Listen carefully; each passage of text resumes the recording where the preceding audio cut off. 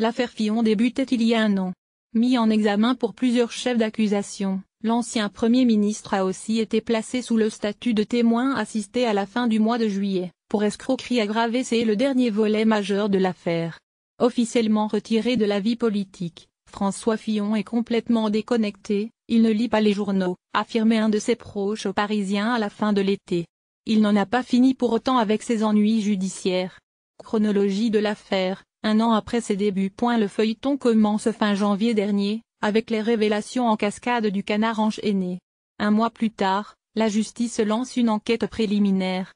Le parquet national financier a procédé à un premier round d'audition, résumé ici par le journal du dimanche. En bref, il est reproché à Pénélope Fillon, la femme de François, d'avoir profité d'emplois fictifs en tant qu'assistante parlementaire de son mari, député de la Sarthe, entre 1988 et 1990 et entre 1998 et 2002, puis de son successeur Marc Joulot, entre 2002 et 2007, puis de nouveau de son mari, devenu député de Paris, entre 2012 et 2013. Les enquêteurs du PNF s'intéressent aussi à un emploi de Pénélope Fillon entre mai 2012 et décembre 2013, auprès de la Revue des Deux Mondes, détenue par un des amis de Fillon, le milliardaire Marc Ladraite de la Charrière.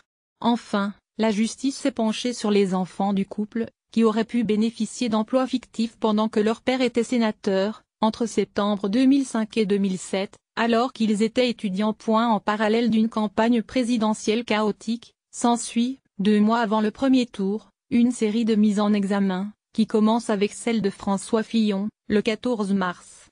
Motif: détournement de fonds publics, complicité et recel de détournement de fonds publics, complicité et recel d'abus de biens sociaux, et manquement aux obligations de déclaration à la Haute Autorité pour la transparence de la vie publique.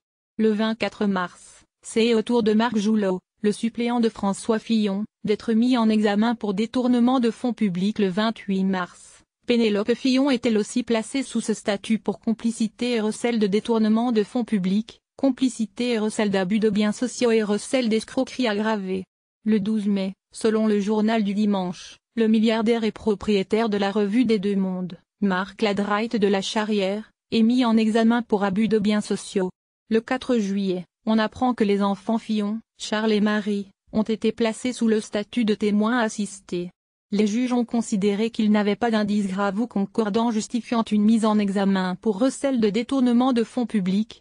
À la fin du mois de juillet, François Fillon est placé sous le statut de témoin assisté pour escroquerie aggravée, apprend-on au mois d'octobre par son avocat. L'audition de juillet aurait duré pendant 1 jour et demi, selon les informations du journal du dimanche. Motif: pendant l'été, le siège de la société d'assurance AXA aurait été perquisitionné. Dans ce volet de l'affaire, les enquêteurs s'interrogent sur la réalité des activités de conseil de la société créée par l'ancien Premier ministre, 2F Conseil, en 2012, juste avant de redevenir député. Selon le quotidien du dimanche, une transaction de 200 000 € entre 2F Conseil et AXA, dont l'ami de François Fillon Henri de Castries a été PDG, intéresse particulièrement la justice. 2F Conseil aurait aussi passé des contrats avec la société de Marc Ladraite de la Charrière ou un industriel libanais. Comme l'a repéré Paris Match, la société 2F Conseil a été fermée au mois de décembre. Le même mois, l'AFP apprenait que la plainte de François Fillon contre le Canard, qu'il accusait d'avoir diffusé de fausses nouvelles, dans un article d'avril, avait été classée sans suite.